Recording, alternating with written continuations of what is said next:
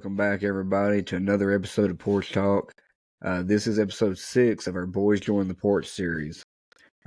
We're honored to have Thomas Burniston, John Ward, and Logan Cantrell joining us. This is, I think, the second or third time, maybe more than that Thomas and Logan's been on. It's the first time for John.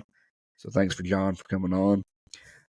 This episode is brought to you by Wyatt pole holders. If you have fishing poles that you would like to display safely on the wall or just need a way to get them off the floor, Wyatt pole holders has what you need. Sold on Etsy, he has a nice selection of fishing racks to fit your needs. Pine, oak, and poplar are just some of the wood used to craft these beautiful racks. Engravings are also available upon request. Also brought to you by Cantrell Holdings. If you live in Southwest Virginia, Southern West Virginia, or Eastern Kentucky, and find yourself looking for equipment rental, give Cantrell Holdings Equipment Rentals a call at 276-596-3078. With excavator, backhoes, loaders, and jackhammers available, Cantrell Holdings Equipment Rentals has equipment for any job, big or small. Be sure to give their Facebook page a like and follow to learn more about their equipment rental options, including their operator services. Smooth. Oh, wonderful. You're the new spokesperson for the company.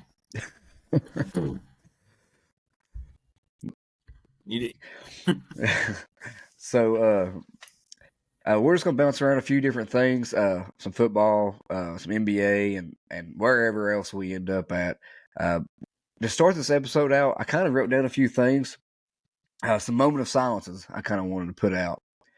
So, just a few, deep and sad moments going on in the sports world right now. First one, this is more of a personal one. Want a moment of silence for UVA football after the blowout loss to Virginia Tech in the worst team in Virginia Bowl last week. Rip. Well, you guys won that. Yeah, you're right. Yeah, you're right. Moment of silence for Auburn football for losing the Iron Bowl on a 4th and 31. Devastating. So, moment of silence for Frank Reich. Carolina Panthers fire their head coach after a 1-10 start, fired before the end of his first season. So, moment of silence for Deion Sanders and the recruiting for Colorado. Over the last few days, they have lost 3 top recruits, and now they just had mentioned a tight end. They have the starting tight end is also transferring, and I think they just lost even another guy today. I can't remember, might have been a running back. He's also gone. So, moment of silence for Deion. Finally, one last long moment of silence, and this would have been better if Rusty was on here, but Rusty's run at being the last place team in our fantasy league has finally come to an end. Something we all enjoyed year in and year out. We all knew that no matter how bad things got during the year, that at least we wouldn't finish in last because of Rusty's unwillingness to set lineups and pay attention to his team past the halfway mark in the season. So long are the days of having that guarantee, and now we live with the anxiety of trying not to be on the bottom ourselves. Sad times in our fantasy football league. So, I just kind of want to hop in, touch on a little bit of that. So, Logan, I just want to go ahead and get this out of the way so we can have a happy episode. Your thoughts on Frank Reich getting fired? That's something that's current, news from today. We can't just skip it. And since we have you on here, we're going to try to let you talk about it, and we'll bounce on some other things afterwards. Yeah, kind of a surprise, kind of not. First year head coach is usually what you would think they would get the whole year. But after a loss in which you scored 10 points to the Tennessee Titans, when the owner comes out of the press box dropping F-bombs, you kind of think somebody's probably going to lose their job tomorrow. And they did. Like I said earlier, it's kind of weird. Whenever he who shall not be named got fired, it was one of the better days of my life. And if you're wondering who that is, he's the coach in Nebraska right now. he should just be selling used cars, but for some reason he's still doing this football thing. Whenever Ron got fired, it was kind of a, that tenure went on a while. So it was kind of like, all right, let's get on to the next phase of the franchise. And it was time. It had ran its course, and that was fine.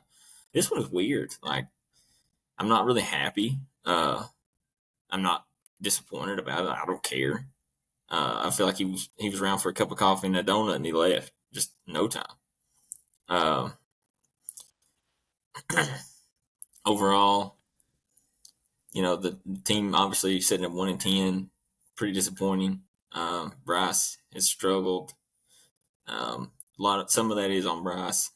So I think the majority of it is on the poor offensive line, the receiving core, in which the best receiver is 34 years old, and then the scheme And too, Wyatt. Frank's scheme, yeah, and then the scheme. Frank's an offensive guy. I was expecting more. That's what good coaches do. Like I said in the group earlier, guys like Reed elevate their players, and the Chiefs have a terrible receiving core. But they are who they are.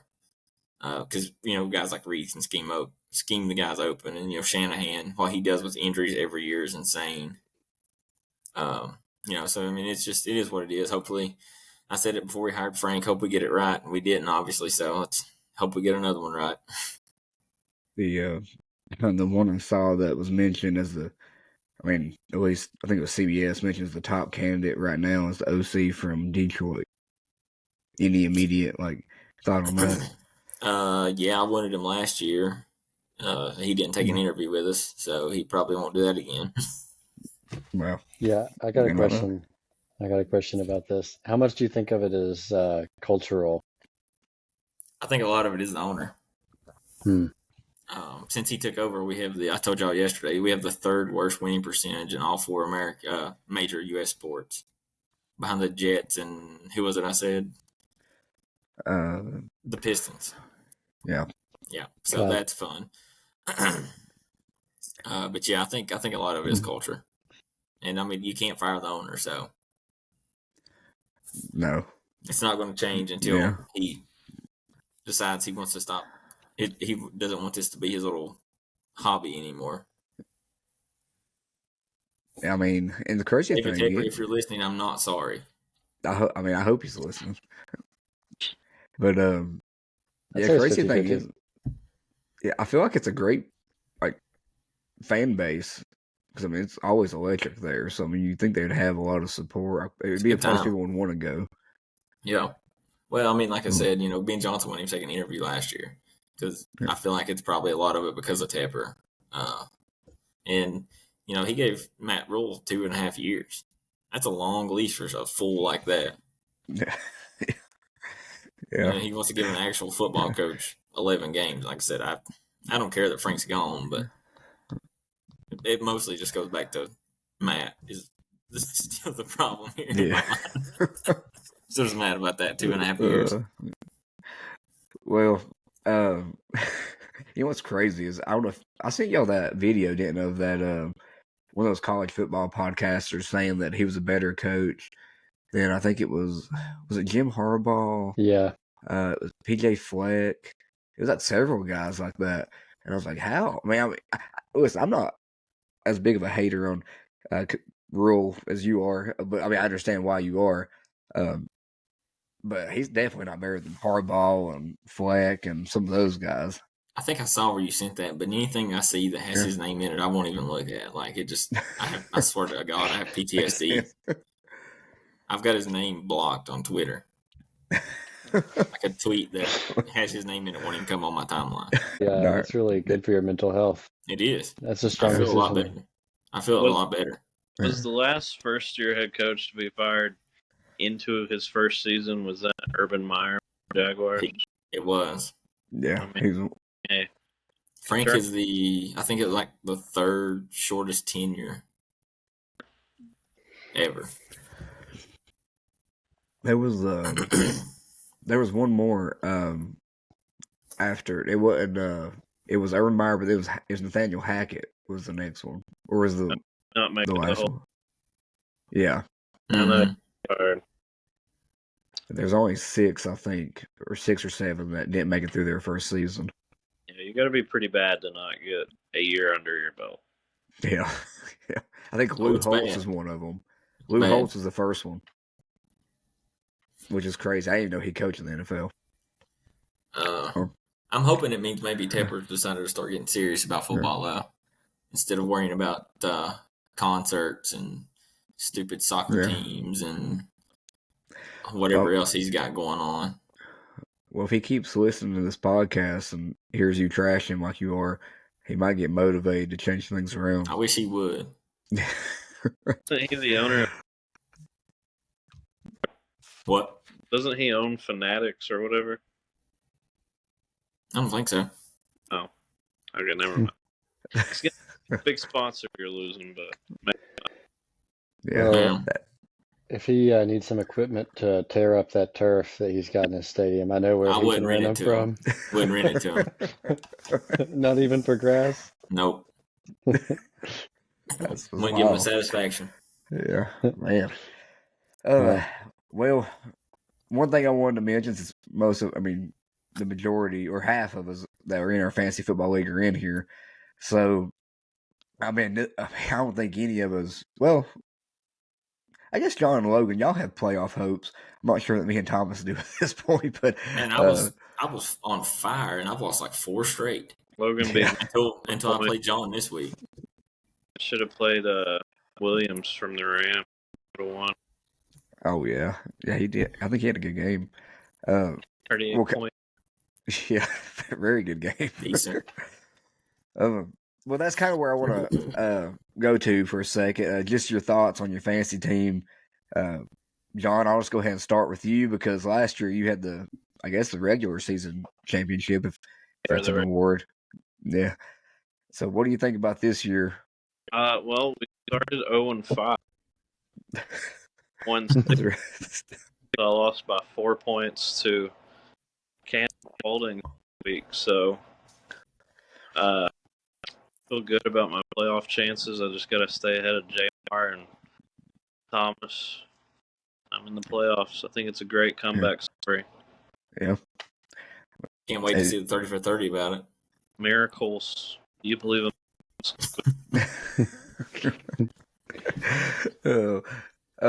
Thomas, what do you I feel like you have the best team every year at the beginning, and then I don't know what happens. I think this one was poor coaching on my part. I found a way to start the worst combination of my wide receivers every single week, constantly rotating them every single week, always choosing the wrong ones to start. It was impressive, really. Kyle Pitts, I really thought that this was going to be the year that he proved everybody wrong. I told you. Yeah. He plays 17 games in London. He's going to be hard to beat. Yeah. But, yeah, poor coaching. I battled some injuries, T. Higgins has played like 3 games, and they weren't that good. And I don't think you didn't have Burrow, did you? You almost traded for him. I did. You got Burrow. You talked me out of it. Yeah. I almost did it. You're welcome, John. Yeah. What's crazy is me and John also made a trade at the beginning of the year that gave me Tua, which not that it's helped me out a great deal, but it ended up being better than Justin Fields. That's who I had. So who's in last place? Did you say? So yeah, I think right now I'm in my mind what I'm fighting for is to not be in last place. But last week's standings had me, Tyler, and Thomas tied at 4-7. Excuse me, but I beat Thomas this week, so he'll go to 4-8. I'll go to 5-7, and then I think that Tyler won too. So I think Thomas is in last at the moment. Yeah. So hey, trade deadline's coming up. You want to make a deal? If I would have started different wide receivers, I'd have beat you this week. Yeah. It seems to be a bad theme for you. Yeah, poor coaching. Yeah. What was you saying, John? I think you saw or you were saying something. that our two champions are in a contest for last right? Yeah. That's true. It's crazy Well, how. Yeah. The belt is coming back to Southwest Virginia. Yep. One way or the It other. seems that way. I mean, I don't know what you consider Roanoke, but Yeah, would you count Galax as part of Southwest Virginia? Yeah. Right. I think so. Yeah. They do in Northern Virginia. Yeah. Well. Yeah. Because I mean, everybody knows Northern Virginia is always right. So yeah. Yeah. Because Ryan. Ryan's. I mean, honestly, Ryan's had the best team all year. And then Rusty, if he was on, he could actually talk about his because they're 7-4. Which I mean, he's going to lose this week if he's 7-5. But heck, he's the team of Miami Dolphins because I mean he's got Mostert, Tyreek Hill, and I traded to him, so he's got talent. Seems like a good strategy to have this year. Yeah, it actually did work out pretty good for him. So kind of want to bounce around a little bit on college football before we head into the NBA, just because it is, the big thing right now, conference championship week. I don't necessarily, I don't get into the games as much, but I do want to get into, this is the last year for some of these teams to play in these conferences. And so I just want to kind of get everybody's thoughts on maybe a bittersweet ending, just say like the Pac-12 and even the Big Ten, SEC as we know it. So, John, I'll ask you first. What are your thoughts on some of these games coming to an end, some of these teams leaving, and the realignment, I guess, of conferences going into next year? Look, sad for the Pac-12 because this is the best they've been in a decade. Yeah. In Oregon, two Big Ten teams playing for the Pac-12 title Friday night, so that's sad. Colorado, Utah going to be Big 12, so that conference might matter, might not. And then obviously the SEC stronger with Texas, Oklahoma, and the Big Ten probably continue to be overrated with Washington. Especially that big rivalry game. The big game.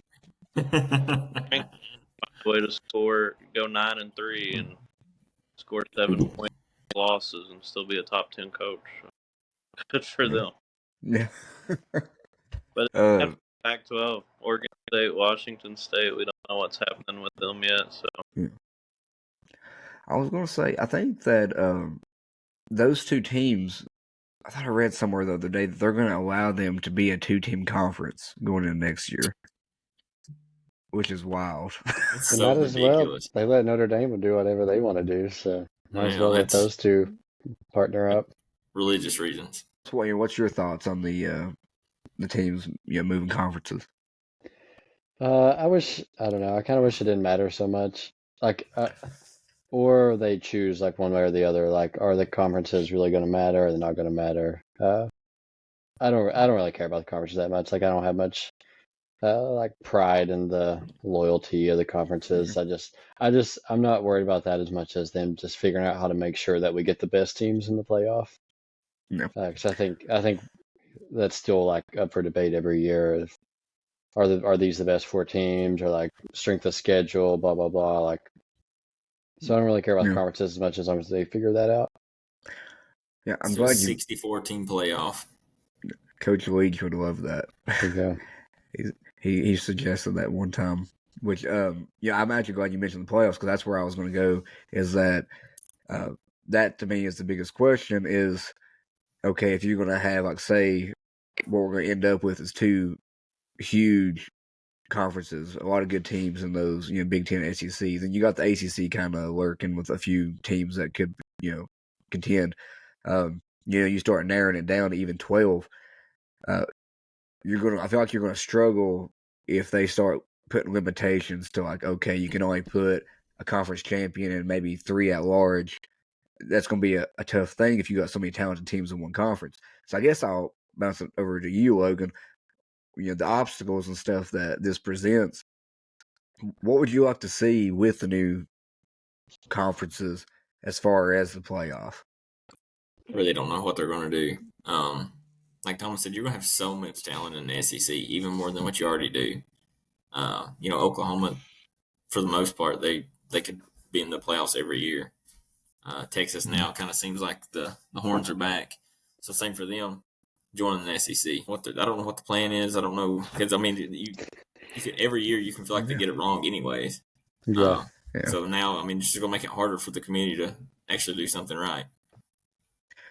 Yeah, I don't really trust the committee or anything NCAA related anyway.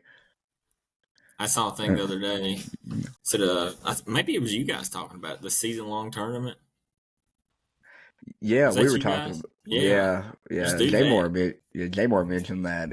That was an interesting thing that he brought up because, that could work. The only thing that I thought was an issue with it would be, I guess, depending on how you went into. I don't know how you'd set it up because I guess depending on how you went into it, like a team like Clemson this year was supposed to be a top team, but looking at it now, I'm not sure that they would be. So I don't know if if you had a season-long tournament, how you would seed them. You kind of get what I'm saying? I think that'd be kind of tough. Yeah. But nevertheless, it'd still be interesting. And even like a 64-team tournament, that'd be interesting. But I think that Division II, Division III does a big tournament like that. But not 64, but might be like 32 or something. Before we go on, I didn't know. Whenever you started, you were doing your moment of silence. Did you skip over Ryan Day? Oh, I did. Yeah, we definitely need to have a moment of silence for Ryan Day. He got fired, right? He might. 11-1. 11-1 got fired. He might. It's almost the opposite of Reich's record. The only record that matters is the 1-3. So I'm just saying it. I think he's still employed. At the moment. At the moment, he's still employed. I didn't know. I thought I might have missed it. I was still in shock of John doing that ad read for me. Well, that's definitely the highlight of the episode so far. For sure. We could have just logged off after that. Yeah. Cameron, think about a big 64-team college football tournament. You wouldn't have to worry about Wahoo getting upset in the first round. No, you are correct on that. Oh, boy. Listen, I have a lot of hope for us this year, but we're still young. We got a lot of transfers, so we'll see. I don't know who you even like in college basketball, John. College basketball? Yeah. I kind of flirted with Kentucky for a while, but I just dirty with John Kari and how greasy he is. So I just pretend to be a Tech fan and a Liberty fan. Okay. Well, those are two. Yeah. And Virginia Tech's got a good basketball team this year. And then, you guys are big UNC fans. I guess I'm going to ask you about it since we're on the topic. What do you think UNC is going to do this year? I'll go ahead and balance with Thomas. Honestly, I have no clue. The team is I think they have potential to be really good. They have good veteran players. Ryan and Baker, they got a lot of young talent. I'm still kind of filling out, but I think they're really hard to predict at this point. It was a heartbreaker to Villanova, but other than that, I've been pretty impressed with the team. I think they've looked pretty good. I think I see a lot of potential in a few of the young guys. Cadeau, I think he's going to be really so good. Yeah, I really like him. I don't know. It's really hard to predict at this point. I think ceiling is the roof, It's a roof. The only thing that's going to hold them, there's two things that's going to hold them back. They have somebody that can make clutch shots and coaching. Yeah. You think that Hubert Davis is a long-term answer? I don't think so. He's got to do something better than what he's done. I know he was in a national championship game in his first season, but that was pure luck, for being honest. Pure luck, pure love. Yeah. And Manic. Bang, bang. Bang, bang. I had one more college football question before we're going to jump into some NBA stuff and try to even talk about maybe some some former players and a bit of NBA history. But before we go off college football, just Heisman prediction, how bouncing around to everybody because we're getting to that point, and the conversation is starting to get a little bit more serious with a few names.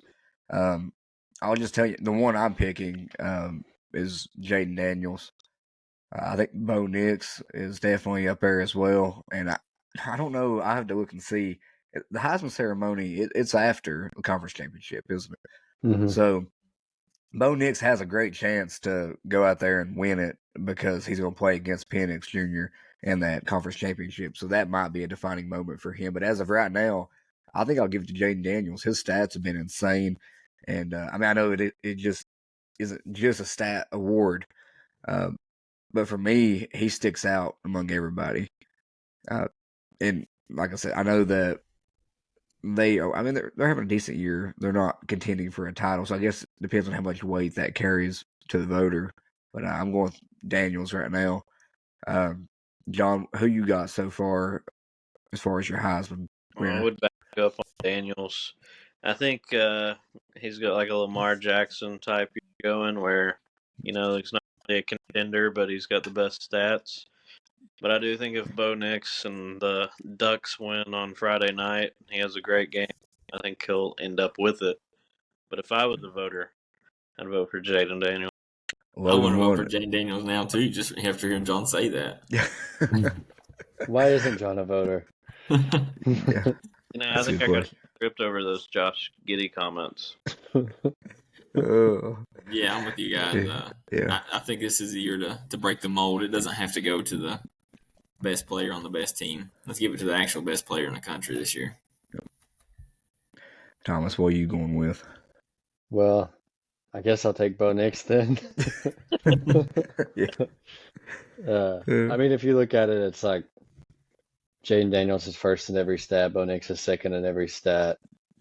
Except Bo Nix only has 2 interceptions, which isn't much better than the only 4 that Jaden Daniels has thrown. So to make a case for Bo Nix, I guess he has a higher completion percentage too, and with them being the better team, and he's probably, I don't know this for sure, but he's probably sat more than Jaden Daniels has, like in the second halves or fourth quarters, because they're actually winning games and winning them by a lot. So you could make an argument maybe that if he was on a less competitive team, that he would be playing all 4 quarters, but I don't know that for sure. That's just a guess. But yeah, he's got a better team. He's second place in most stats, first place in a couple. So I think the better team, especially if they make the playoffs, I think he's earned it too. One thing I saw today was Bo Nix has, make sure I get this right, he has the same number of completions of like 25 yards as Jaden Daniels does touchdowns of 25 yards. Yeah, wow. I saw that. Yeah. Yeah. I think that was actually in our group, I think. And then Jaden Daniels also leads the country in yards per carry. And I'm talking about running backs, quarterbacks, everything. Well, minimum of 75 carries, because I think Bo Nix actually averages more per carry. He just doesn't run very often.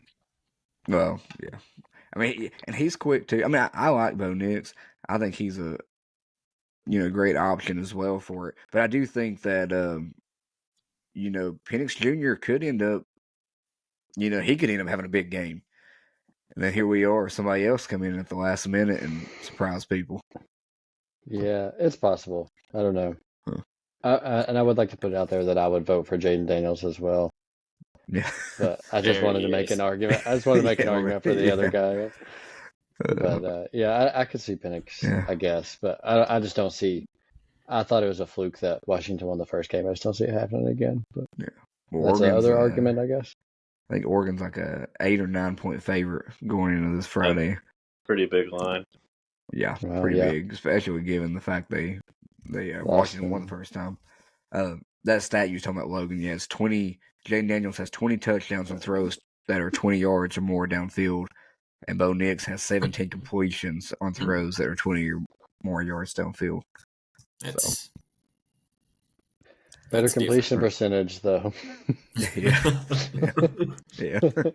That's a great argument. Yeah. So let's jump in the NBA a little bit. Something we haven't done on this pod too often. We kind of been hitting on football a lot because it's football season. But we talked about we're going to get into basketball more, and we'll get into high school stuff going forward. But right now we're going to jump into some NBA stuff. We just started out right now with the championship prediction. Who you think's going to win the championship or the favorite to win it in your mind? I'll go ahead and bounce it to you first, Thomas. I would say the team that I think is most likely to win the championship is the one with the best record and the best team and the best offense, defense, best talent, best coaching. No, the Celtics. The Celtics look really good, but exactly what I feared is happening right now. It's the injury bug is hitting us. Some guys go down, but nothing serious so far. But as long as everybody's healthy, I think we're looking at one of the best teams in our lifetimes. Well, we just bounce it to Logan since he's got a Making me reaction there. sick. So. I mean, it's got to be the Lakers, right? Like, I mean, who else? What else am I gonna say? You got Braun, AD, Yeah. a bunch of role players that can actually shoot the ball a little bit. We can cut a couple wing defenders. AR-15 is him. I think, like I said with Carolina, coaching will be what hurts us. Darvingham is not him. Really great guy. Not a X's and O's type of coach. Maybe it won't matter. Maybe Braun and AD can do what they did in 2020. But that's. I mean, I've got to say that. Yeah. I can't just let him Yeah, talk I about you pick that. the Celtics like that and me not come back with something. Yeah. Well, I mean, right now the Lakers are plus. At the beginning of the year, the Lakers were plus 1,300 to win the championship. Boston Celtics were the favorite to win at plus 390. My prediction would be the Denver Nuggets, and I can also see the argument for the Celtics as well because it's mainly due to the depth they have. I think even if they do have the injury bug, I think they have a great chance of still winning it. I think it depends on if the injury bug hits a guy like Tatum. And I do think they could still win without him, but he's the one that probably pushes you over the top for the championship. But I'm going to go with the Nuggets. I just think that Jokic is him, as you said, Logan. I think that's how good he is. He impressed me a lot during the finals last year. I know they lost a few pieces over the offseason, but I still have a lot of faith in that system and him and Murray. So right now I'm going to go with the Nuggets. And they were at plus 500 before the season. So, John, who do you have for your NBA championship prediction? I'm going to make a pie chart here. Okay, there's 100. I think the Celtics get the biggest part of the pie. They're definitely the favorites. They're the best team, like Thomas said. As long as they don't play the feisty Orlando Magic. Jesus Christ. The Bucks are aggressive. Like, they get really bad teams. They've cost me a lot of bets because they suck. They got killed last night, didn't they? Well, they were getting killed. Yeah, they got beat pretty bad by the Blazers. Pretty terrible. I think in the West, you definitely got to take the Nuggets. They're obviously really good. They've got some injury problems right now, but they're still 11-6. I don't think Jokic played tonight. They play the Clippers. Then I would say that my Thunder have and if the Celtics, are like 75%, you give the Nuggets a good chunk of it there. The Thunder definitely would check in with like an under 17, under 16 for changing the title. Especially even though Chet's Rookie of the Year over that overhyped French alien. I think the Celtics are not good right now. What Good, part of John. that? Go ahead, Tom. You go ahead, Kim. Oh, I was going to ask you what part of that pie chart does the Lakers have? Like, what percentage?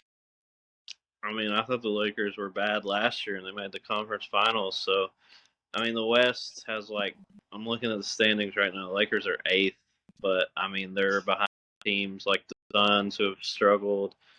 Are the T-Wolves and the Thunder going to be 1-2 at the end of the year? Probably not. The Mavericks, Kyrie, I'm sure is going to find a reason to not play basketball. The Rockets are not a good team. So, I mean, I'll give the Lakers I don't know, 11% chance. You thought we were bad last year because we were bad last year up until the trade deadline. That's why you thought that. You trade away Russell Westbrook, and that magically improved your season. So who would have thought? Yeah, the Lakers. I mean, LeBron Say right it. now. LeBron in his 21st season or whatever. He's incredible. He looks amazing. This is one of the best seasons I think he's had in several years. Do I think that's sustainable at however old he is now, 38? I don't know. He hasn't given me a reason to doubt him, but it is. I would like to mention that it's impressive what LeBron's doing at this point. Yeah. He He's gets older me. than the Carolina Panthers' best wide receiver. I mean, it's impressive. He gets me on the betting stuff every night because I always his line for assist is always around 5 now, and I'm like, that's easy. He's definitely gonna get 5. So and he does sometimes, but it's not enough. Yeah, well, he's shooting 60%, so he's having to score a lot, and he's doing it really efficiently. So I don't know if 60% and him leading the team at this age is something that's sustainable, but we'll see. Yeah. Brow was going to pick it up when it matters. NBA doesn't matter right now. That's what he Players usually know does. it. Fans know it. Hey, LeBron wants to win that in-season tournament. Well, He thinks it's going to be his 5th ring? 5th ring. Yeah. Get a pretty cool trophy with it. Well, John, what do you think about? I mean, obviously you mentioned it earlier, but the Chet and Victor Wembanyama comparison, the battle there. Because when I watch him, I think obviously Wembanyama has the freak factor, potential through the roof, but Chet looks like he's been playing in the league for 20 years to me. The fact he's just that so efficient. Last year, where he didn't play, he was basically redshirted. I think that's helped him. Thunder are obviously a better team than the Spurs. They're really young in a lot of ways. And I think that, I mean, obviously he's playing with better players than Wemby. I think Chet should win Rookie of the Year based on what right now. But if you told me in 5 years that Wemby's clearly the best player in the league and Chet's like a third-team All-NBA guy, I'd be happy with that. Still not a bad guy to have on the team. They're players, honestly. John mentioned the in-season tournament, and that's kind of where I was going to go to next. Just everybody's thoughts on the in-season tournament, if it's good for basketball or good for the NBA. And then I'm also going to bring up these, in my opinion, atrocious NBA courts for these tournaments. What you all think about them? Bad. I'll bounce to you first, Logan. What do you think about the in-season tournament? I could not care less about it. I mean, just to be honest with you, it doesn't matter. You don't play for rings in the middle of the season. You play for rings at the end of the season. Yeah. It's just another way for them to try and get people to care, even though nobody does. Yeah. In my opinion, I could see that. I do kind of see the element of the whole, like in college, like the Maui Invitational and some of those in-season tournaments. But some of those teams don't play each other during the year, so it's kind of a good way to showcase two top programs. In NBA, everybody's going to play everybody, more than likely. So I'm not sure that's needed, and I think that with the in-season tournament, I wish that maybe there was more stakes at the end. Maybe if if you win, it would determine I don't know, something going forward that actually means something. And I've said the same thing about the All-Star game to kind of drive up the importance of that game. Maybe have it to where the winner of the East and West controls home court advantage in the finals. And what I mean by that is, you have the one team of the two ends up having one more game if there's 7 games. And I think maybe that could be the result of the winner of the All-Star game, just to add some more intrigue to it. More for the players to try, I guess. Thomas, what do you think about the in-season tournament? I think they got some. I don't know. They got some things to iron out. Leaning more towards Logan's take. Like, I don't really care about it. That's because At the end of the both fans of winning franchises. Yeah, that's probably the difference. I mean, Yeah. me more than you in recent memory, but it's Well, fine. Go ahead, continue. Yeah, whatever. Yeah, but yeah, I mean, I don't care about it that much.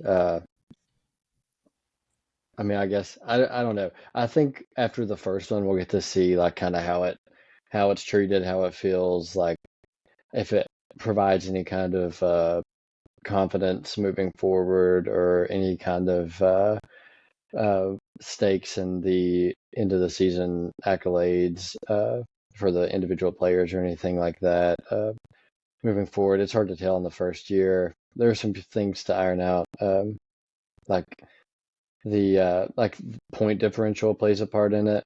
So I'm not sure that's really keeping like the players' health in mind, or maybe we're doing too much to worry about the players' health at this point. But because that's something I would like. I want to hear John's opinion on too, is the point differential thing, because the Celtics were in a situation where against the Magic, who we lose to every game for the last 3 years, where we were losing, but we pulled our starters because we had already lost Drew Holiday and Porzingis.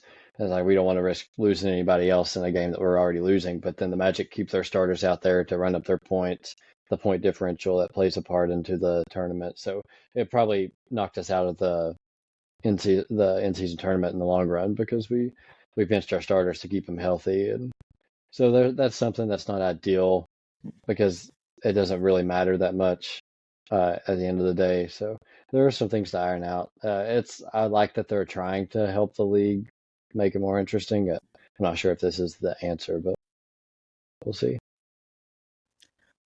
Yeah, John, just your thoughts on the in-season tournament. What you think about the courts and what Thomas was saying with the health of the players and some of those questions. I don't think they should let these red teams have red courts, especially for it's very just hurts your eyes. I think it's a good idea in a lot of ways. I think y'all are onto something with, nobody cares about the NBA in November and December while the NFL's on. You could probably do this in January, February, have it during the week when there's no NFL games. You're waiting for the playoff games. It'd build hype for the playoffs. It'd build hype for the All-Star game. And one thing they had discussed when they were planning this, which ultimately they didn't do, but it would add another stake, is they talked about giving the winner of the tournament like an automatic playoff berth. This ends up kind of being a failure this year. Maybe that's something they look at. Because, I mean, right now, you got a team like the Pacers and the Magic who are leading their groups. Those teams might not make the playoffs under the current, top 10 go to the play-in or whatever. So that'd be something for them. Also, I think if the Celtics, who very well could win the title, somehow don't make the tournament, like the actual knockout round, that's kind of a failure. They have to win tomorrow and do so. They have to outscore the Cavs and the Knicks, or they are eliminated. And pretty well everybody agree they're the best team in the league right now. So that's kind of a bad rep for them. But I think it's a good idea. I don't know. It's really getting casual people to tune into the NBA right now. But it's year one. Maybe they can improve it for next year. Yeah. I mean, there's a lot of. I mean, I think like you said, there's a lot of challenges with it being football season, and then also, I mean, college basketball is getting going, and I think, I mean, I don't know, maybe it's just me because I've been out of the NBA a few years, and I'm starting to like watch it a lot more now. I guess mainly because of the betting aspect of it, but yeah, I think college basketball, I think for me is just more intriguing. So maybe my eyes are there more, but I think that I think the NBA maybe going. I mean, I think the playoffs last year were great in my opinion. I liked watching them, and I thought you had a lot more strong defense. Um, I mean, I don't necessarily encourage fights or anything like that, but I feel like you saw more physical play, and it seemed like it mattered a little more. Um, that's just my opinion, but I think going forward, I think that there's a lot of teams that could surprise people, like you mentioned, like the Pacers and some of them. All I know is my Hornets. I don't think are going to surprise anybody, so we're probably just going to be fighting to get the first pick again. Which we didn't get the first pick. We got the second pick because we missed out on the. Hey, y'all got a certified killer. Miles Bridges is definitely going to be fighting for. Yeah. Well, speaking of fighting, go ahead. Go ahead. Sorry. I would like to say that I also hate the courts. Courts are terrible. Yeah, the courts are awful. There are like 2 or 3 teams that have pretty cool courts. The ones that have like lighter colors, those are okay. But yeah, like John said, the red courts they're a lot. It's hard on the eyes. Atlanta, it's like baby blue. Yeah. The lighter colors are pretty cool. Also, sorry, I'm taking over your podcast, Cam. No, but I also wanted to mention on the porch. It's not your porch. I know. I also just wanted to mention before we moved on, Tyrese Halliburton for the Pacers is looking really good. Probably not being talked about much in like casual fans, but he's averaging like 25, 26 points and leading the league in assists with like 12 assists. Like he's looking really good. Him and Tyrese Maxey have been like the 2 biggest surprises. I mean, Halliburton was already an all-star, but he's putting up crazy numbers. Just a little betting advice for anybody out there because my betting advice has been so great lately. The Pacers have went over in every game this season other than one. Tonight, which lost me. Oh, they didn't go over tonight. See what I mean? Like I can't. And they played the terrible team. I was like, definitely an over. But. Second night of a back-to-back. So we mentioned fighting and stuff like that. So kind of a fun question we had thought of for the pod, and curious to see what everybody comes up with. In the scenario of the Malice in the Palace, and I'm sure most people that listen to this probably remember that probably the worst sports brawl, at least in NBA history. I'm not sure. I would call it the best. Yeah, I mean, I would say that. I mean, if you mention like soccer and stuff like that around the world, I'm sure there's some things there that might be worse. But people die. Yeah, it'd be worse. But as far as NBA goes, it's definitely the worst. So this scenario is going to play out like this: you're a coach, you're trying to get out of the arena, a brawl is going on. We're going to select a starting 5 that's going to escort you out of the arena. So we're going to bounce it around, and it's going to be almost like a draft. So we'll draft our top 5 and see what everybody comes up with. It might be kind of fun. I think maybe we'll get some surprises, ones we didn't think about. So I guess since the draft part of it was John's idea, we'll just give it to John first pick.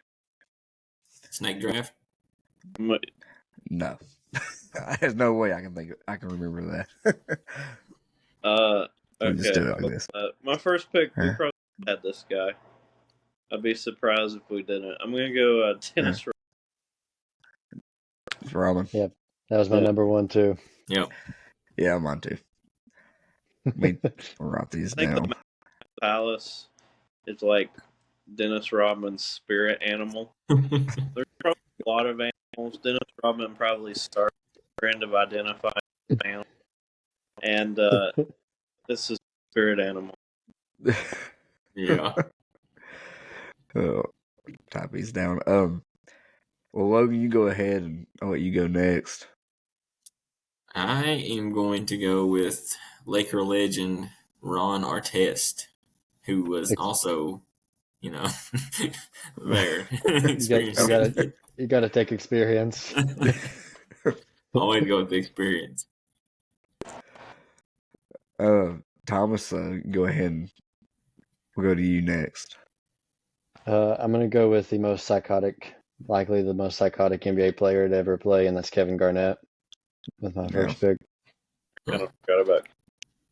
Yeah, very scary man. Incredible. He's not the largest muscularly, but he makes up for it in lack of sense and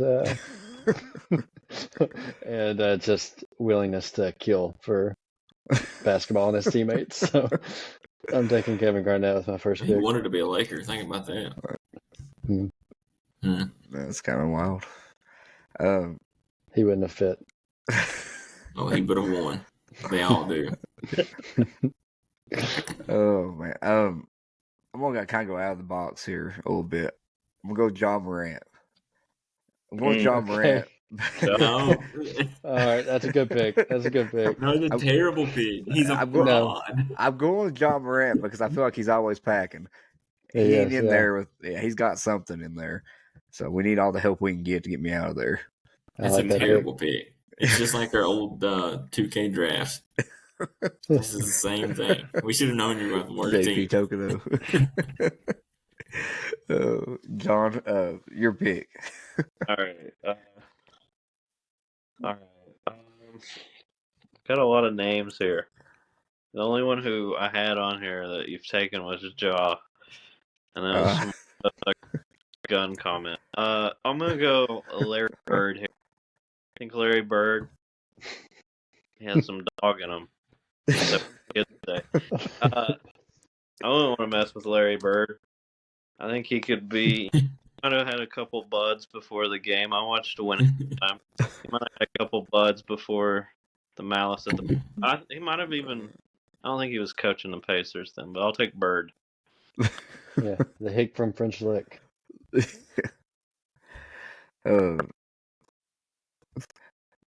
All right, Logan, who you have? I'm going to go with. Thinking about Ben, but I think I'm going to go with Rasheed Wallace. Just because, he screams crazy. Yeah, he was part of that, wasn't he? As well. Yeah, one of the ones him and Ben, I think, started. Logan's going to have an all malice at the Palace. It seems like that's the most efficient play here. Experience matters. Yeah. Like I got a team full of seniors, and y'all are true freshmen. Well, they've been there and they've done it, so they should know the way out. Exactly. Yeah. Thomas, what do you have? Between two guys here. Logan just mentioned one. I was considering Ben, but I think I'm actually going to go with Steven Adams over Big Ben. Yeah, I had him too. Yeah, very strong, very large man, intimidating, great beard, gray hair. Thunder legend. Can buy a Mitchell Ness Steven Adams jersey. Yeah. Yeah, so I'm going to take Steven Adams with my second pick. Okay. So, maybe another out of the box, but I'm not sure. But I don't doubt it. I'm going to go with Mutombo. And while I was doing a little bit of research on this beforehand, I thought Mutombo, he seems like an all right guy. He just got the little finger wag. That's about it. But little did I know that he's also been the cause of like 25 injuries. So with his elbows. So he's got some nasty elbows. Some of the guys that he's injured and put out of the games is Yao Ming, Vince Carter multiple times, Ray Allen, Corey Maggette, Chauncey Billups, Jason Williams. There's a few, Dennis Rodman, Antonio Carr, Charles Oakley, MJ, Robert Horry, Chris Webber. Some of these names are huge names. So I feel like if you're knocking some of those guys out with broken noses, eye trauma, several different things. I think he'd be a good one. He's got good reach, good elbows. Like I said, I think that he's going to be another one of my all 5 Mouse and Palace. So, John, what do you got? Oh yeah, I'm up again. I'm gonna keep it the same shade here. I'm gonna go Bill Lambier. Yeah, it's a good one. Probably the dirtiest player in NBA history. Yeah, that's where I was going.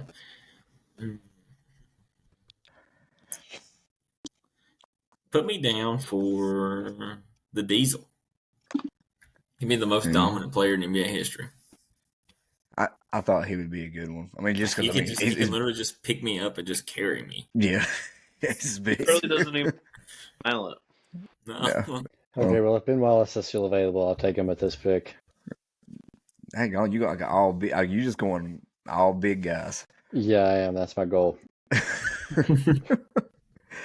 Well, that's not a bad goal. I'm trying to think. You came back around to me too quick. I honestly thought I'd have a little bit more time because I really planned out those first 2. But then past that, I was like, I don't know. So I'm just because of his competitiveness. Can't wait I feel to like hear he this. doesn't want to lose at anything. I'm gonna go with MJ. He's been in a few fights. I feel like that he's gonna. He just, like I say, doesn't want to lose. He's gonna try to get you out. Just pure competitiveness alone. I think MJ would. I think he would get out. I don't think he'd get. You're toast. He has the worst team ever. I hate Michael Jordan, but. True. Okay, I'm gonna go outside of the box here, but not like Cameron. This one might require some YouTube viewing, but I'm gonna go with Kermit Washington. He once almost killed Rudy Tomjanovich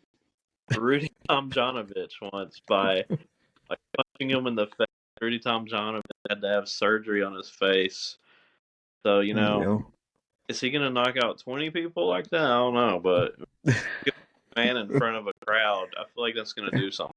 So Kermit Washington, look that up. Yep. Kermit Washington. Noted. Okay, I will take a man who doesn't care to choke his own coach, so I know he doesn't care to hurt a random fan. Give me Latrell Sprewell, please. That was pretty cool. He was on my list. No regard for anyone. That's a good one. Yeah, I'm gonna stick with my theme here. I'm gonna go with Alonzo Mourning. Yeah. He's got the biceps, he's got the shoulders. He's a very large man, him and Karl Malone. But yeah, I'm gonna go with Alonzo Mourning next. With my 4th pick. It's a very big team. I'm Yes, not sure that I don't know if they could get around them. They might be all right, but definitely ain't going through them. So I'm going to go with, in my opinion, I don't know if I won't say one of the dirtiest, but definitely involved in a lot of altercations throughout history. It's Danny Ainge. So I feel like that he's feisty. He's feisty. He's got spirit. So I'm going to go with him. Like it. I think he'll trade you. Yeah, he's gonna trade you down there for first picks 2035. He said, "I'm not doing this." Yeah, so MJ's gonna leave me. Danny's gonna trade me. Yeah, I might not have. John Morant's just gonna run around and post videos on Instagram. Oh man. All right, I'm up. All right, I got some great names left on the board here, but there can only be one. I got Grayson Allen. He's dirty. Ooh. Picking him. I got Jonathan Isaac of the Orlando Magic. He's basically a preacher. My thing was he may throw punches, but he can pray for me. I might need some prayers here. Yeah. I got one of my all-time favorites, Russell Westbrook. He's AG of guards. And in the John Morant vein, I have Gilbert Arenas. Oh. Ooh, that's a good one. I forgot about that one. And I'm not gonna explain it. I think it goes without any explanation. I'm going with this happened in 2004. Remember, it's a different time. We didn't have such advanced science as we do now. We didn't know how deadly certain things were. I'm going with Magic Johnson.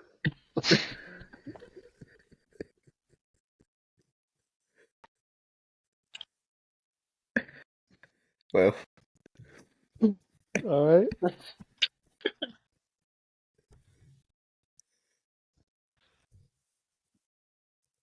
all right. Well, let's guess we'll go to Logan. Oh boy. Yeah, To get a five. I had a really good one, really good joke teed up about Karl Malone taking care of all the children. But we'll just take Karl Malone and go on. All right, man. I got another Google search for some of you guys out there. Named by the man by the name of Nikola Pekovic, Timberwolves legend. Supposedly could bench press 360 pounds and squat a house. Very mean guy. May have gotten into some shady business over in this country, but yeah, Nikola Pekovic. he's got ties and muscle.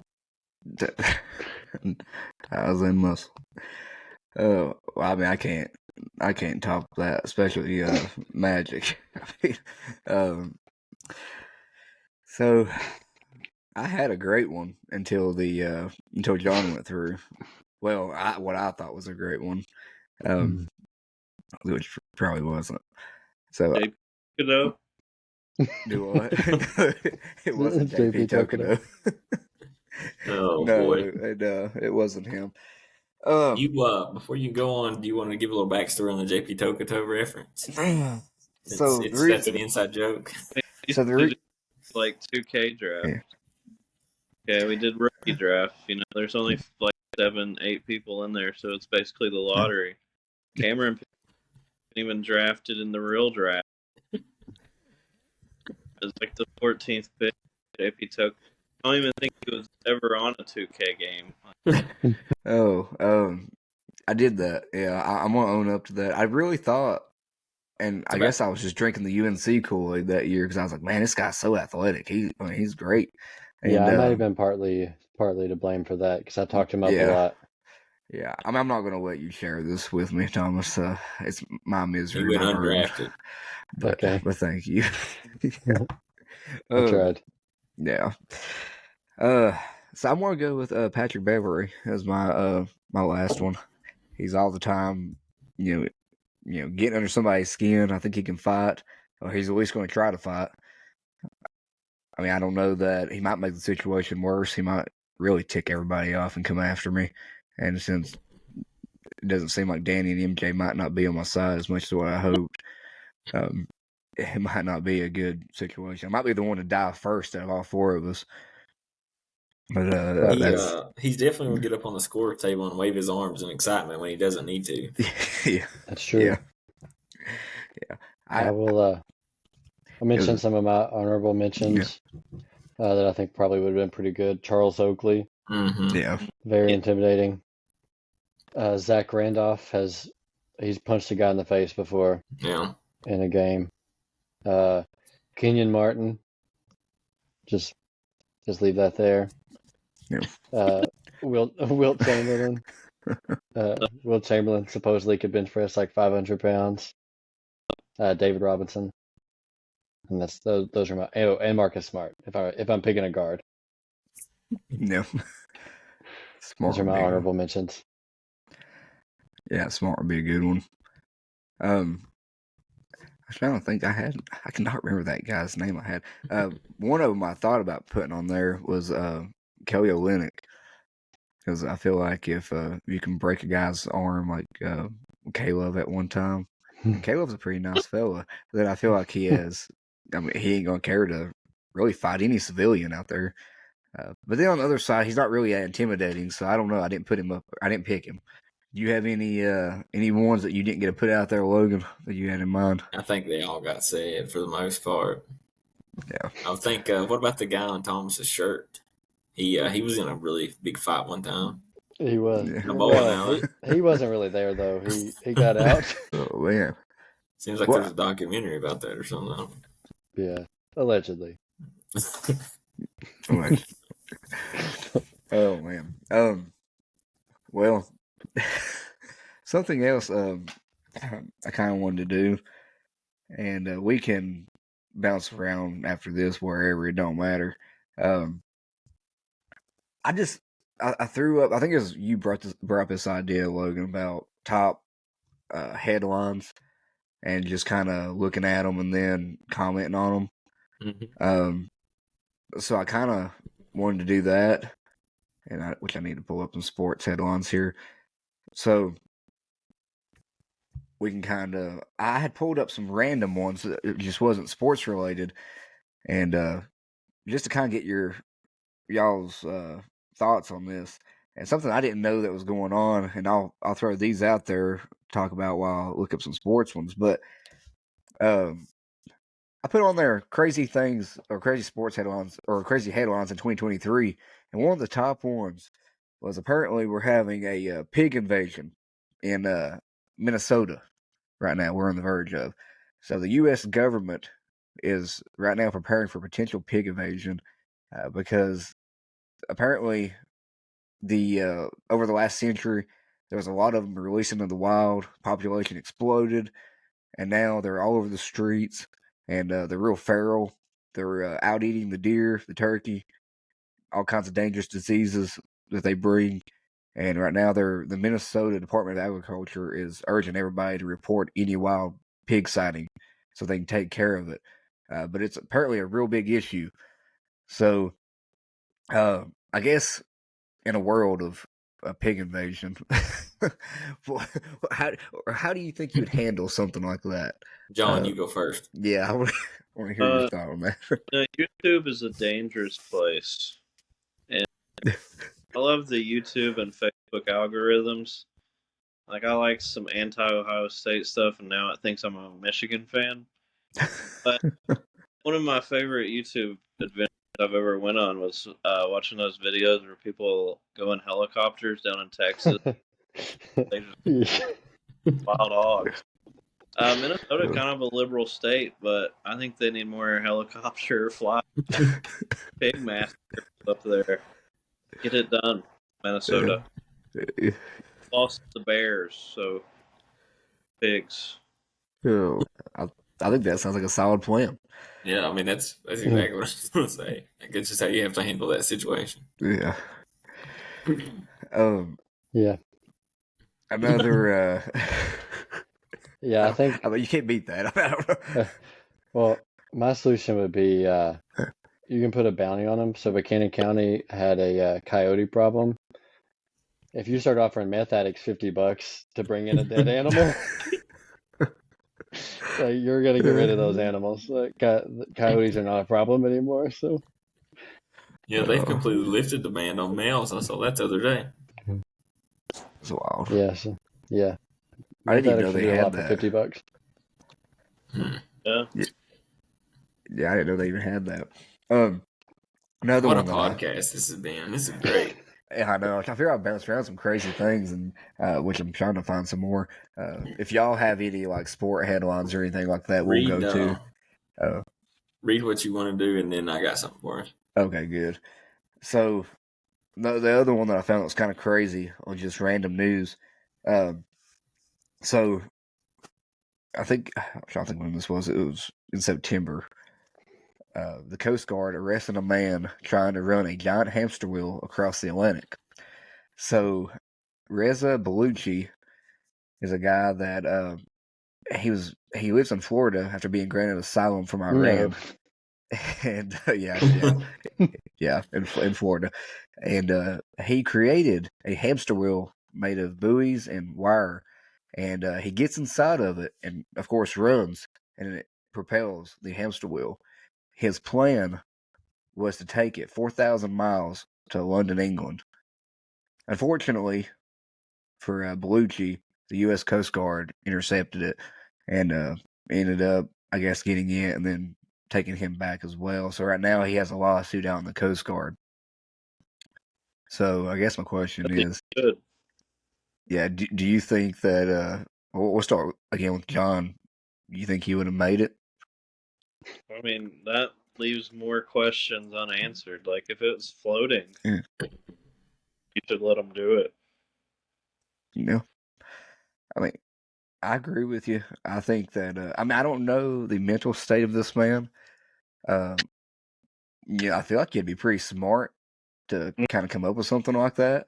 So if that's the case, and if it was a sound decision, like he really had a well thought out plan, why not? But Yeah, I don't know who is he harming? Or why did yeah, we have to stop him? yeah. Um, he so the officers apparently approached him, excuse me, in a small boat, and they instructed him. You know, they wanted to join him, I guess, or they wanted him to come on the boat with them. And he replied that he had a 12-inch knife and would attempt to kill himself if the officers attempted to remove him from the vessel.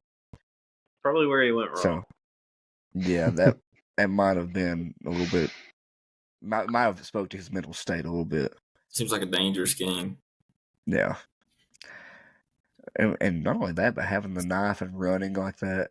Well, you accidentally poked one of the holes. I mean, I don't know how, I'm sure the buoys are kind of hard to open up, but then you're going to be stuck in the middle of the Atlantic, wrapped up in a hamster wheel.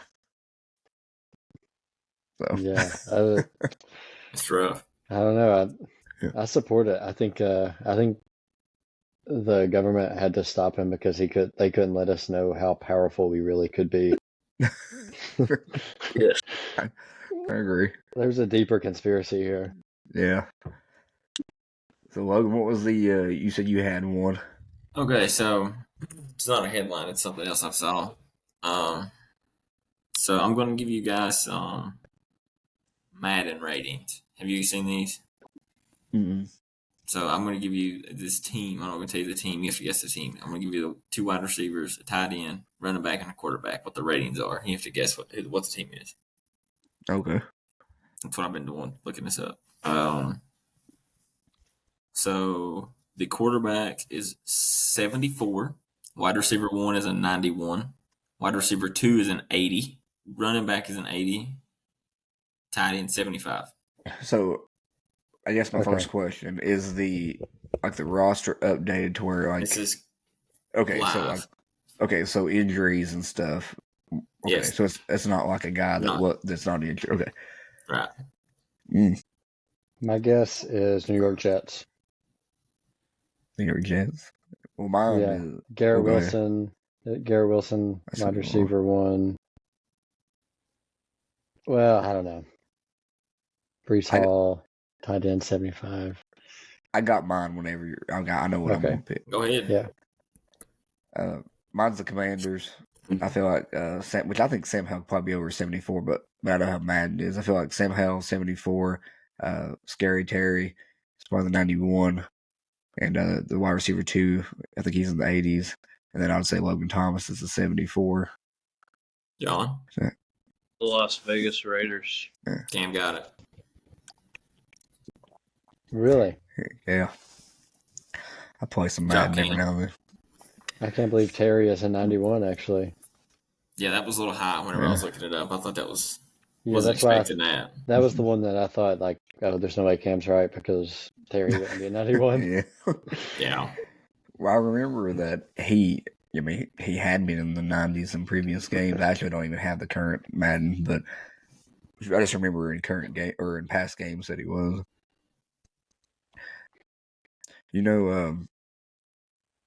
I was looking here, because kind of, I was going through like some Bleacher Report stuff, just random headlines and stuff, and a guy that I saw come up here on some old Bleacher Report stuff that we didn't mention in the Malice and the Palace rosters that we had, and I wouldn't have him on mine, but I think a lot of people would. And it's more because of personal preference. I just don't like him, but Draymond Green.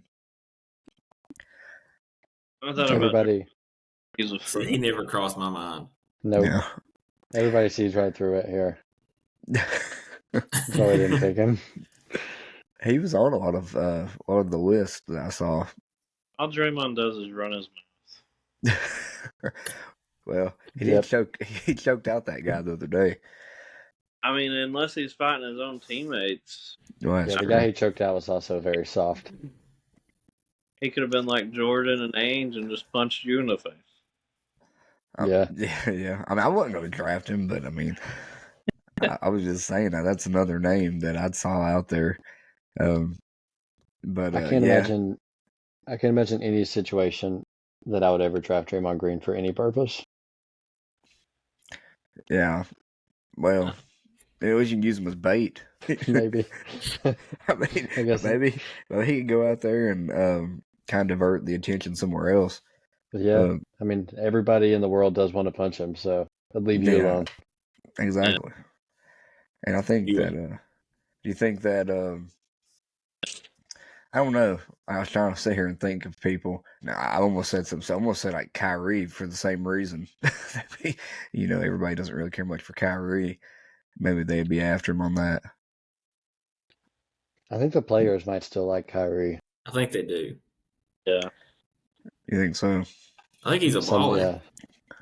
Yeah. I mean, when he's there. Yeah. Yeah, I think they're speaking of which, just to change the topic, I think that's a really interesting team this year is the Luka and Kyrie team. Zero defense being played. Absolutely zero defense. But I mean when I watch Kyrie and Luka, I see like two of the best like pure basketball players I've ever seen. Just how they control the floor and every single thing is under their control when they have the ball. But yeah, no defense. Yeah. Do you think it's better? I mean, I'm not. You all know way more about basketball than I do.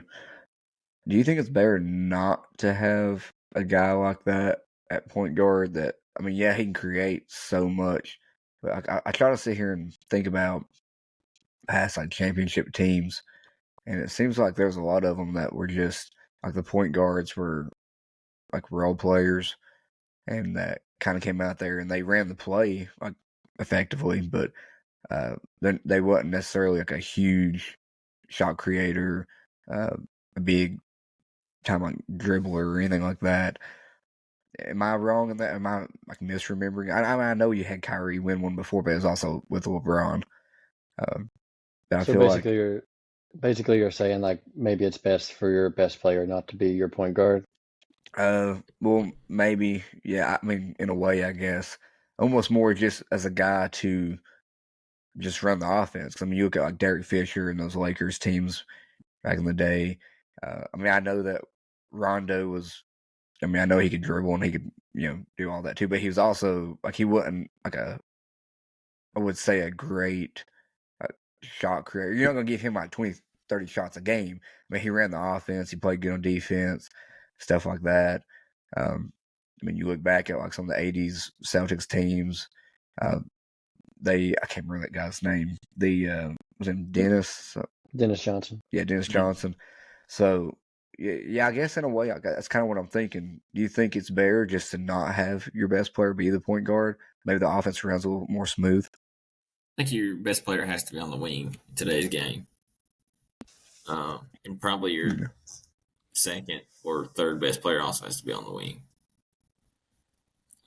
Point guard, Yeah, definitely for today. Yeah.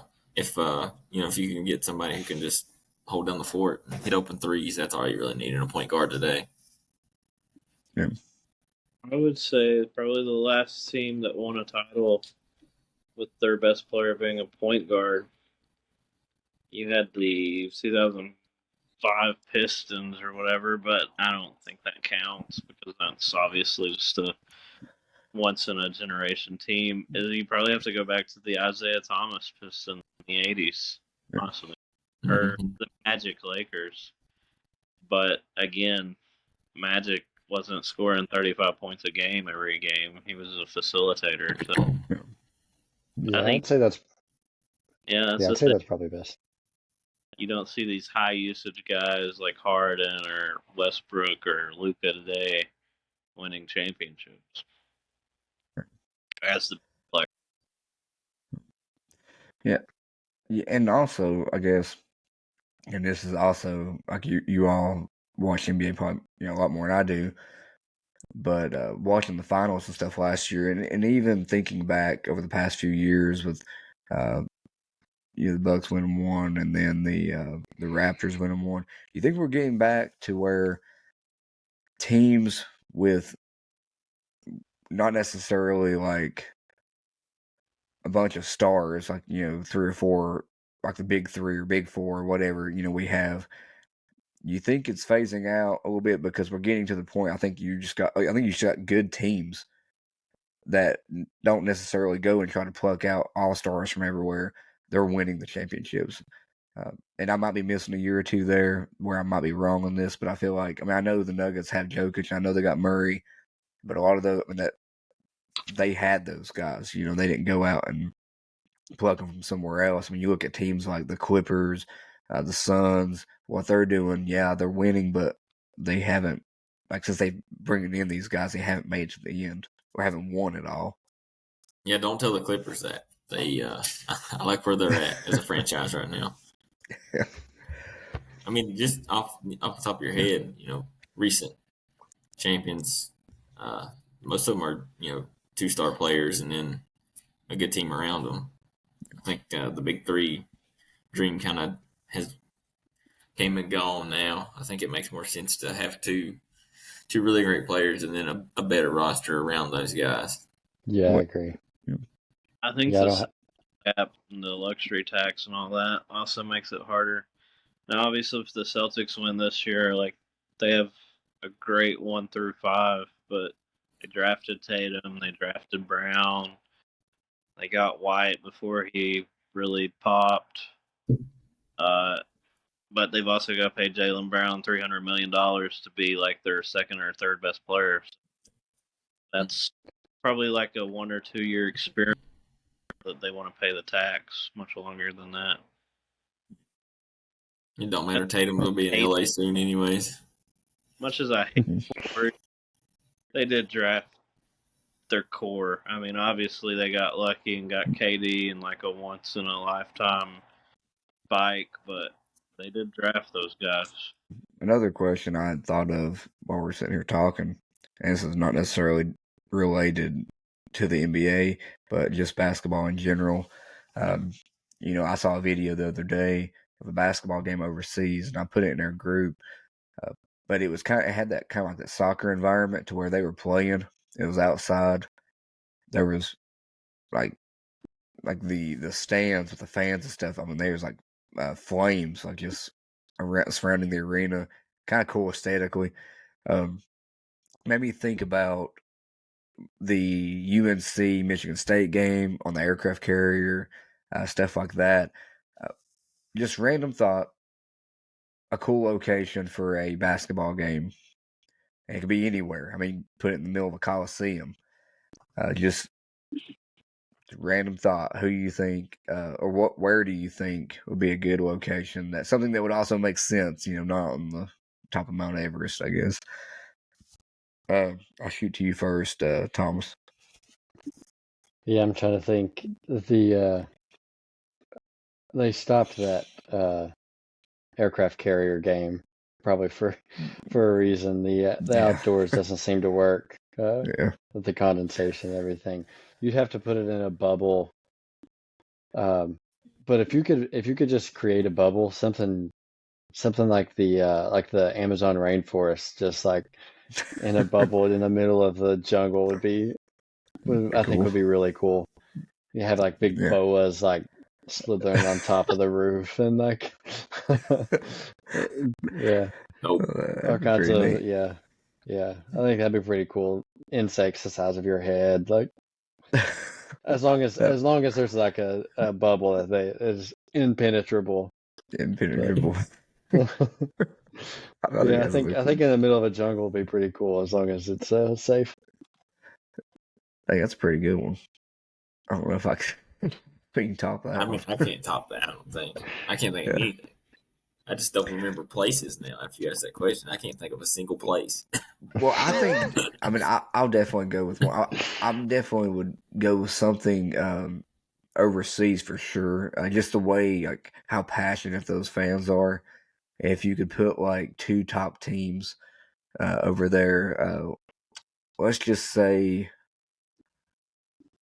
I'm just going to. I'm trying to think of like national like landmarks and stuff in that area, or like in Europe and stuff. I'm just gonna take the cheap way out and just say in the Coliseum. Just put it in there. That'd be really cool. Bristol. Yeah, well, the old, not the next great one. I mean, that you can put it in The Bristol last too. great. Yeah, The the last last great one. My bad. Yeah, I mean, you put it in Bristol. That wouldn't be a bad one. I'm just gonna say have one in Bank of America Stadium because nobody wants to play football in there. So I think a good one would be, the NHL does the like Winter Classic outdoor, like recreate kids playing hockey on a frozen pond or whatever. I was thinking Rucker Park too. That would be a good one. I didn't think Or- about that. Maybe they play basketball inside one of the pyramids. I thought about that, but I just didn't know how it would look. Be a little dark. Probably need some lights. Probably. Yeah. Yeah, You know what? My mind went completely different. I went to like a jungle rainforest. I also had this image of like video games, like Mortal Kombat, like with like volcano in the background, like erupting. Like That would be pretty cool. You know what? I think for me, I want to put it in a maybe like somewhere up north during winter. Like have them play through the elements, like play in the snow. Be rough. Be awful. they try to dribble the basketball that just stops. 34-28. It just sinks in a foot of snow. Yeah. Or better yet, the same in the snow, but with the slam ball court. You remember is it slam ball? Is that what it's called? The Yeah, that's what trampolines. it's called. Yeah. Make sure their joints are nice, tight, cold, and then throw them on some trampolines. Yeah. Make sure nobody leaves there with ACLs. Terrible. All right, Cameron hates the NBA. I mean, you'd have the toughest guys out there. That's all I'm saying. Well, you'd find out who the toughest are. I like my team.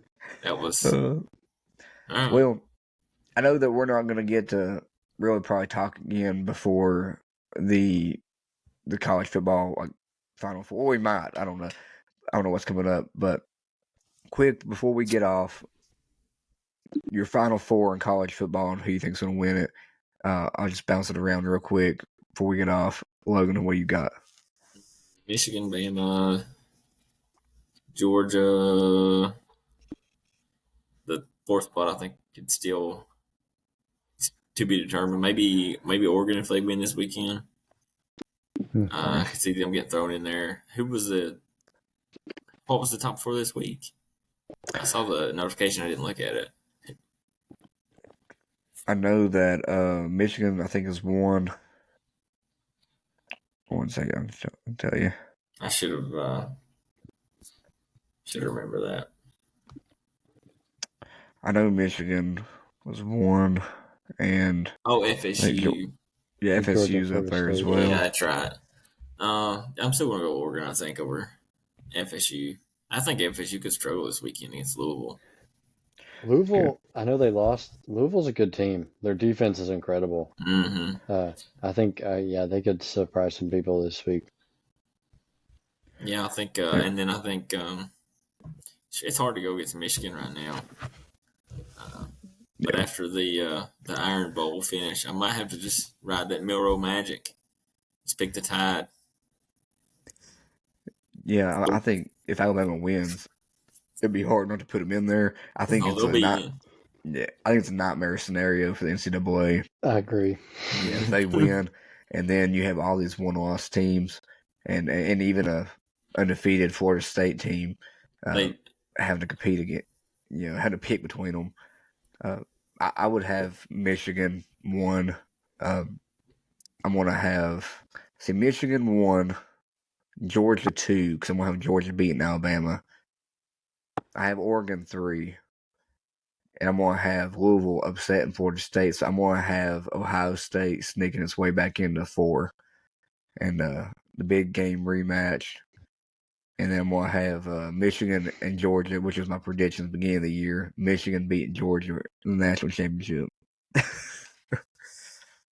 And since I know John wasn't a fan of that pick, I'll bounce it to you next. If Ohio State gets in, they should just not play college football anymore. Okay, my top 4. I'm gonna have Michigan number 1. Alabama 2. I think. Let's just say they beat Georgia. Oregon 3. And I think Louisville's gonna beat Florida. And Texas 4. I think they put Texas 4. Okay. And then a Michigan Bama title game. I'm gonna go. I think Michigan. All the signs are pointing their way. They are a team of destiny. Jim Harbaugh wins the championship, and then he goes to coach Carolina Panthers. So Michigan over Bama in the title game. All right. I was looking at the playoff earlier today and telling Miriam, who was definitely listening and cares, that I said if Bama beats Georgia, it's going to be a real disaster. But I actually think that's going to happen. I think it's going to be. So I think Bama will beat Georgia. I think FSU, even though I just talked to Louisville, I think FSU will beat Louisville, and it's going to be the worst situation. I think Michigan's the only lock. I think they're number 1. I think Oregon will beat Washington. I think they'll put. I think I could see Oregon being 2 over Bama, maybe. But I think Bama and Oregon will be 2 and 3, and then I think they'll put FSU. Or I guess I don't know. I don't know about the rankings, but I think it'll be Michigan, Bama. Oh, wait. All right. No, All right. Georgia. So no, I think if Bama beats Georgia, they move Georgia out. So I'll stick with that. Michigan, Oregon, Bama, FSU, and then Michigan, Oregon, in the championship. Michigan winning. It's really hard once you if you do put Bama beating Georgia, it becomes very complicated. That's right. I don't know. Would you put Georgia in if Bama beats them? If you want the 4 best teams, yes. Yeah, it just depends because you got so you got the winner of Washington versus Oregon, and if let's say Oregon wins, then you got those 2 teams that split. But you can go with Oregon because they won the conference championship. They won the last one. Then you got 2 1-loss teams in Texas and Alabama, and Texas being a conference champion as well, and Texas beat Alabama this year, so you also got them up there. And then if then you got Florida State. If they're undefeated, they need to be in. But let's say they lose, and then you do they lose, they're obviously out because they don't have Travis anymore. But then you also have these teams that didn't win the conference championship, but they're good teams. And you got Georgia and Ohio State, and then you look at resumes between them. Georgia has won a lot. Has dominated a lot, at least the big games. But the teams they beat, Tennessee, I don't think they should even be ranked, but they are for now. So, well, I guess they will be by the end because it's the end of the year. But Tennessee, Missouri, which Missouri is a good win, and then I'm missing one, Ole Miss, I think. So, which then Ohio State, they got Penn State and Notre Dame. Those are 2 big wins. It's kind of hard when you get down to those 2. I think maybe Georgia has the edge over them just because they are the defending, champs, back-to-back champs. I don't know. It gets real tough when you get down to that because you're going to split between you. somebody's gonna be mad. I guess is what I'm trying to say. Well, There's no right answer. They need to just let everybody in. Yeah, I agree with there that. you go. Just be done with it. Yeah, I mean, I guess you could make the argument if like the worst of the worst happens, you could make the argument that Ohio State may have the best resume of the one-loss teams if their only loss was to the clear number one, Yeah. with some strong wins in Penn State, Notre Dame. Yeah, and that's kind of, and it also, I guess, depends on how bad Alabama beats Georgia, because then in that world, Georgia's only loss is to an Alabama team that is also up there. So, I think the two certainties are, all right, Michigan's in if they win. They're gonna win. We taking the under again? What is it? It's I like am 30s. probably. And I think the Pac-12 winner gets in. I think Washington or Oregon's in. So those two. I agree. And then, like you said, if Florida State wins, they're in. Probably, more than likely. It's just such a shame. Yeah. Yeah. yeah. But I have a hard time thinking that even if Bama beats Georgia, that the committee won't take the SEC champion. Even though you got the Bama Texas head-to-head there. Bama's lost to Texas, who's number 5, 6, 7 in the country. Texas lost to Oklahoma, who's 10, 11, 12. That's probably a better loss, even if it is head-to-head. So it's going to be the most chaotic election Sunday in college football history. And something worth mentioning too, and I don't know, I mean, you have to, because it's humans deciding this, they have to think about players being injured and stuff like that. So, I mean, we mentioned Travis, but, if they win, they're in. But Texas lost, maybe besides Ewers, but may still be their best player in their running back, Brooks, who has been their, that's been their offense all year, I think. I think it's been the best part of their offense. Ewers has played good, but he's coming off that injury. So how much does that factor in when you're trying to split hairs between them and Bama? It's a different team now than what played Bama. So, but nevertheless, it got a lot of excitement coming up. In college, NFL. We have a huge game in the NFL this week for me anyway. It's Philly and San Fran, so we got that rematch, and they're already talking a lot of trash. So today, AJ Brown put out there to the Philly fan base to start trolling Debo all week. So we'll see how rough that gets. But NBA again, in college basketball, a lot of excitement. This is a great year for sports. And we'll get on here a few more times, or a lot more, I hope, and talk about it. J Moore didn't get a chance to make it with us tonight. We'll have him on hopefully next time. And Rusty didn't get a chance to get on either. So one day we'll get all of us on here and we'll really bounce some stuff off. This one right here was kind of off the cuff a little bit. We had a few things we were bouncing around, but not as much structure as what we usually do. But I think it was a lot of fun, guys, and I'm happy you came on. Really great to have John on here.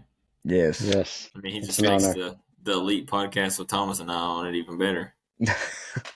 I agree. Yeah, this is definitely not going to be the last one that John's on, unless he doesn't want to be on anymore. But we're definitely going to invite him. I want that ad read clip too. I want that at the beginning of every episode now. Gotcha. What are you saying there, John? I saw you saying something that didn't go through. Moment of my life. This is behind the 3 points I scored in JV basketball. The birth of my children, my marriage, my many Big 7 titles. It's up there with us. Well, that's a long list of accomplishments, and I'm glad that you being on this podcast is up there. Yeah, very person I am. So yeah. Well, guys, if you made it to the end of this, thank y'all. And I had a lot of fun. Go out there and check out our podcast, some of our previous episodes. We just did 2 episodes last week, one with Tyler Cole from Honeacre, And we also had one with Brady Hess, which is a whole episode special with him. And then this week we got our weekly episode. Me and Jamar will have Thursday night with another guest, and we'll preview the state semis this Saturday. And we'll also give out or announce our country music's top new music and Jamar's throwback. So again, guys, until next time, thank you and